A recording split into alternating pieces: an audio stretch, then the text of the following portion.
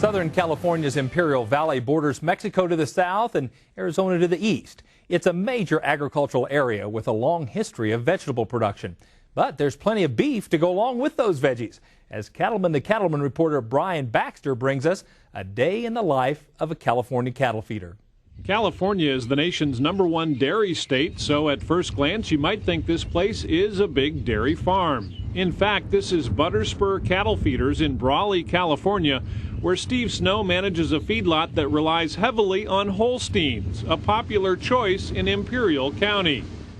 In Imperial Valley, there's capacity for about 500,000 head of cattle. There's not quite that many down here right now. And they've really developed the methods of feeding Holsteins. And 90% of the cattle here fed in this valley are Holstein cattle, and mostly from the calf ranches in San Joaquin Valley in Northern California. The Holsteins come in at about 275 pounds. They feed for a year, and they leave 1,275 to 1,300 pounds. The Holsteins are just incredible converters of feed. The Holsteins aren't the only unique thing about the cattle here. The feedlot is also home to some of the 900,000 steers a year that cross the border from Mexico just 20 miles away. The Mexican cattle make up about half of the Butterspur numbers. The Mexican cattle are well acclimated to this area. They feed very well and they grade very well. We're under fire with the new country of origin labeling, or cool, which we don't think is very cool. These cattle are now being discounted because they're from Mexico. They will feed till they're 1,150, 1,200 pounds, but yet we have to call them a product of Mexico. They're crossed when they're 350 to 450 pounds, and now they're facing a 3-cent discount, which is about $36 per head. The cool is just all around bad policy. I think in the beginning, people expected that with the country of origin labeling, USA only, they would get a premium for their product. But in fact, what's happened is they're not getting a premium for USA cattle. The Mexican cattle are being discounted. And it's a little bit different than Canada, where they're bringing in finished animals for slaughter. These animals are crossed here at 350 pounds.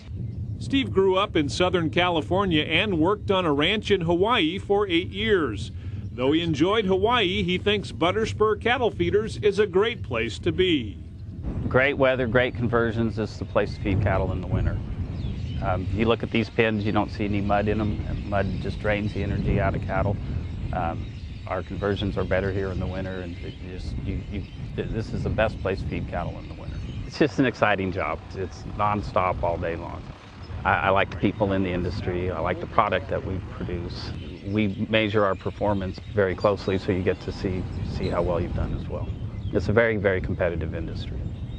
With 2 locations and a total capacity of about 20,000 head, the cattle at Butterspur require about 350,000 pounds of feed each day. And Steve keeps a sharp eye on feed intake.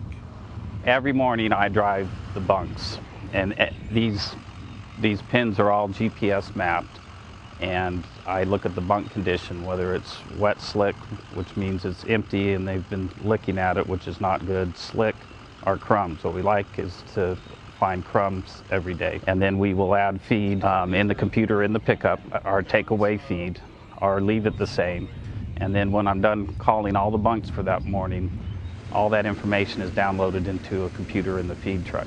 So the feeder then knows exactly what to feed that bunk.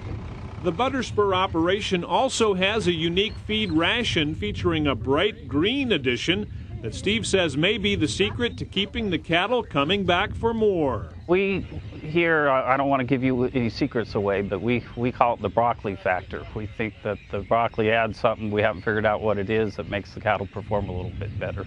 So that's what we call it, the broccoli factor.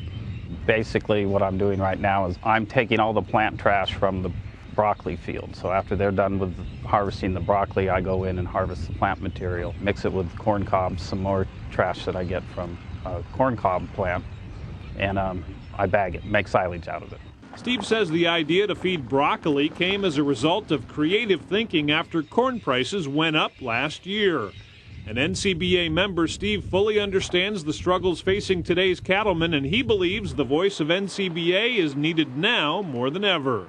I'm an NCBA member because we have a lot of issues facing this industry right now. We need a strong group in Washington and on a state level. We need someone on our side representing our issues and views. I think what concerns me the most is what you're seeing now is suburban and urban areas that are dictating how we farm and ranch, and that is of great concern, particularly here in California.